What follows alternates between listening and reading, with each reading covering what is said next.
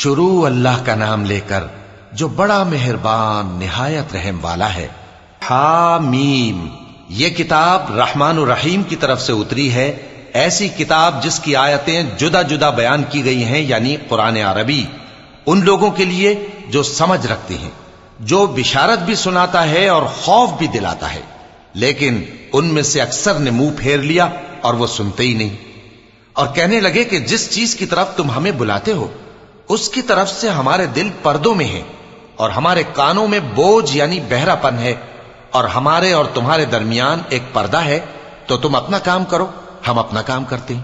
کہہ دو کہ میں بھی آدمی ہوں جیسے تم، ہاں مجھ پر یہ وحی آتی ہے کہ تمہارا معبود ایک ہی معبود ہے، تو سیدھے اسی کی طرف متوجہ رہو اور اسی سے مغفرت مانگو۔ اور مشرکوں پر افسوس ہے جو زکوٰۃ نہیں دیتے اور وہ آخرت کے بھی منکر ہیں۔ جو لوگ ایمان لائے اور عمل نیک کرتے رہے ان کے لیے ایسا ثواب ہے جو ختم ہی نہ ہو۔ کہو کیا تم اس ذات کا انکار کرتے ہو جس نے زمین کو 2 دن میں پیدا کیا اور بتوں کو اس کا مد مقابل بناتے ہو؟ وہی تو تمام جہانوں کا مالک ہے، اور اسی نے زمین میں اس کے اوپر پہاڑ بنائے اور زمین میں برکت رکھی اور اس میں سامان معیشت مقرر کیا، سب 4 دن میں، اور تمام طلبگاروں کے لیے یکساں۔ پھر وہ آسمان کی طرف متوجہ ہوا جبکہ وہ دھواں تھا، تو اس نے اس سے اور زمین سے فرمایا کہ دونوں آؤ، خواہ خوشی سے خواہ ناخوشی سے۔ انہوں نے کہا کہ ہم خوشی سے آتے ہیں۔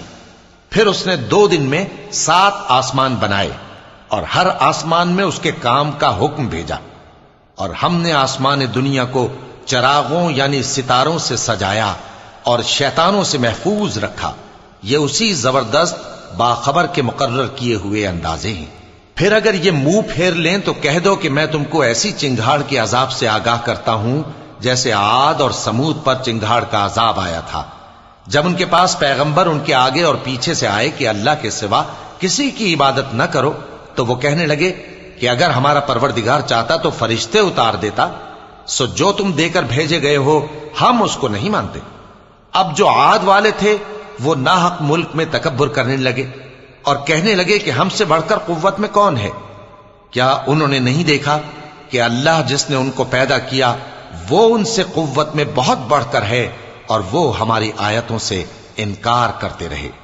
تو ہم نے بھی ان پر نحوست کے دنوں میں زور کی آندھی چلائی تاکہ ان کو دنیا کی زندگی میں ذلت کے عذاب کا مزہ چکھا دیں، اور آخرت کا عذاب تو بہت ہی ذلیل کرنے والا ہے، اور اس روز ان کو مدد بھی نہ ملے گی۔ اور جو سمود والے تھے ان کو ہم نے سیدھا رستہ دکھا دیا تھا، مگر انہوں نے ہدایت کے مقابلے میں اندھا رہنا پسند کیا، تو ان کے اعمال کی سزا میں ذلت کے عذاب کی کڑک نے ان کو آ پکڑا۔ اور جو ایمان لائے اور پرہیزگار رہے ان کو ہم نے بچا لیا۔ اور جس دن اللہ کے دشمن دوزخ کی طرف اکٹھے کیے جائیں گے پھر ان کی الگ الگ جماعتیں بنائی جائیں گی، یہاں تک کہ جب دوزخ کے پاس پہنچ جائیں گے تو ان کے کان اور آنکھیں اور کھالیں یعنی دوسرے اعضاء ان کے خلاف ان کے اعمال کی شہادت دیں گے، اور وہ اپنی کھالوں یعنی اعضاء سے کہیں گے کہ تم نے ہمارے خلاف کیوں شہادت دی؟ وہ کہیں گی کہ جس اللہ نے سب چیزوں کو نطق بخشا اسی نے ہم کو بھی گویائی دی، اور اسی نے تم کو پہلی بار پیدا کیا تھا اور اسی کی طرف تم لوٹائے جا رہے ہو۔ اور تم اس بات کے خوف سے تو پردہ نہیں کرتے تھے کہ تمہارے کان اور تمہاری آنکھیں اور کھالیں تمہارے خلاف شہادت دیں گی، بلکہ تم یہ خیال کرتے تھے کہ اللہ کو تمہارے بہت سے اعمال کی خبر ہی نہیں، اور اسی خیال نے جو تم اپنے پروردگار کے بارے میں رکھتے تھے تم کو ہلاک کر دیا اور تم خسارہ پانے والوں میں ہو گئے۔ اب اگر یہ صبر کریں گے تو بھی ان کا ٹھکانہ دوزخ ہی ہے، اور اگر توبہ کریں گے تو ان کی توبہ قبول نہیں کی جائے گی۔ اور ہم نے ان کے ایسے ساتھی بنائے جنہوں نے ان کے اگلے اور پچھلے اعمال ان کو عمدہ کر دکھائے تھے، اور جنات اور انسانوں کی جماعتیں جو ان سے پہلے گزر چکی ان پر بھی اللہ کے عذاب کا وعدہ پورا ہو گیا۔ بے شک یہ نقصان اٹھانے والے ہیں۔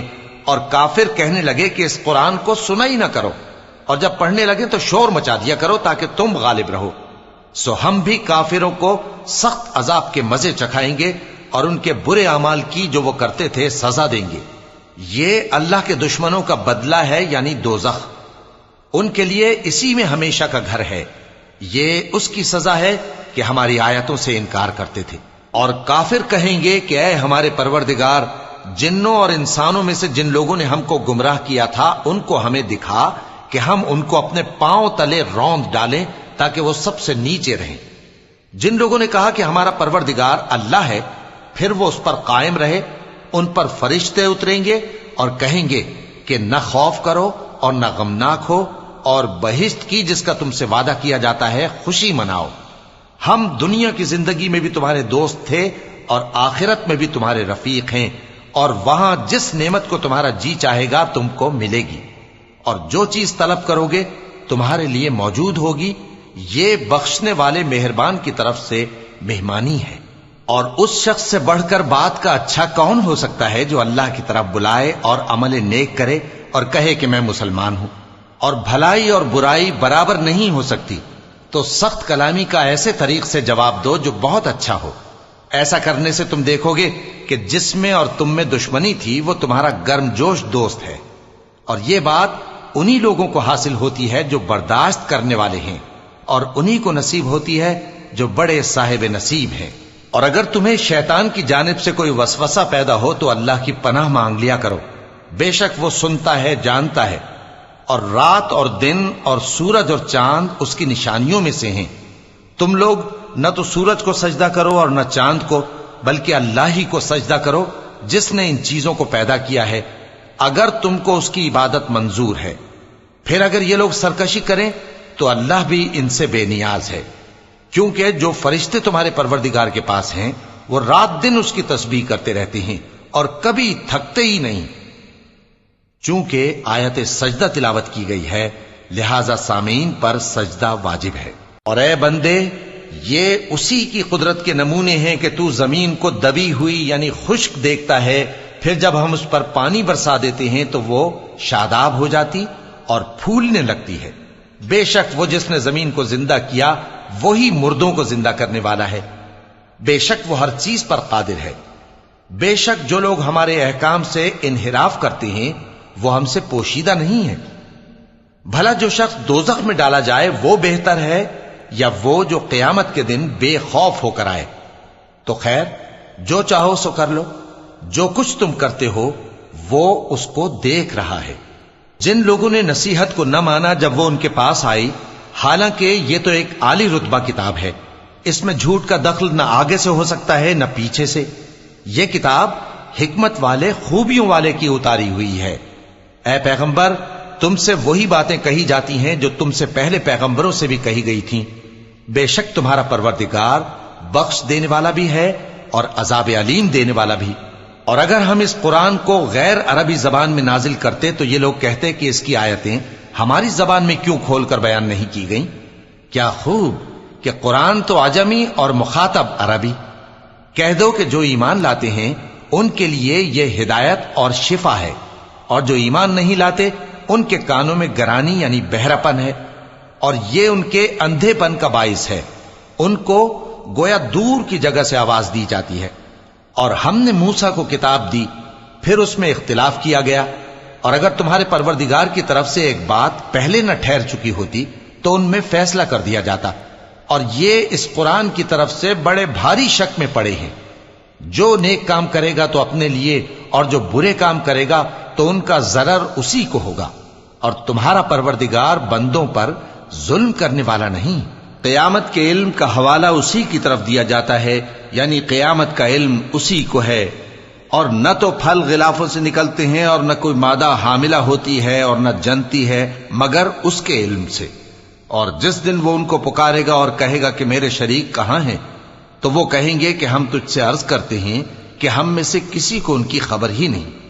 اور جن کو پہلے وہ اللہ کے سوا پکارا کرتے تھے سب ان سے گم ہو جائیں گے، اور وہ یقین کر لیں گے کہ ان کے لیے کوئی راہ فرار نہیں۔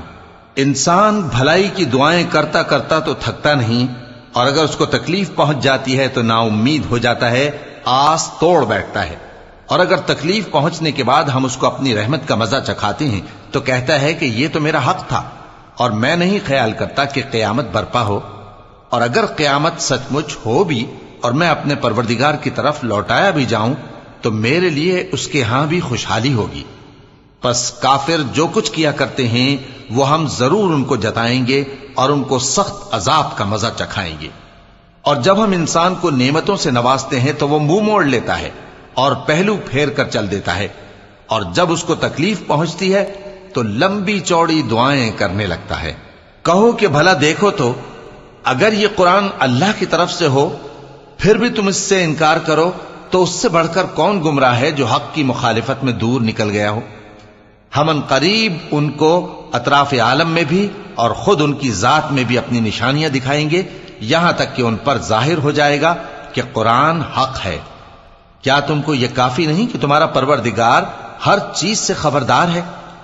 دیکھو یہ اپنے پروردگار کے روبرو حاضر ہونے سے شک میں ہیں۔ سن رکھو کہ وہ ہر چیز کا احاطہ کیے